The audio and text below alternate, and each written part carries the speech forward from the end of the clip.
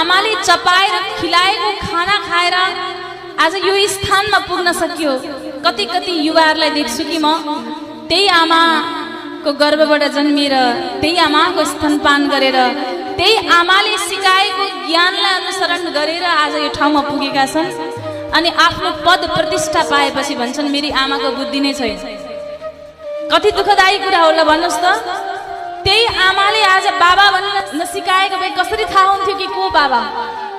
त्यही आमाले आज यो समाजमा हिँड्न ताते ताते नसिकाएको भए कसरी थाहा हुन्थ्यो कि हामीलाई यो समाज कस्तो छ, यो घर कस्तो छ, यो परिवार कस्तो छ? एउटै आन्द्रासँग जोडिएर आमाले खाएको खाना खाएर गर्भमा हुर्किएर यो धरतीमा जन्मिएर त्यही आमाको काख पहिलो घर बनाएको बालक पछि ठुलो भएपछि त्यही आमालाई बिर्सिन्छ, त्यही बाबालाई बिर्सिन्छ।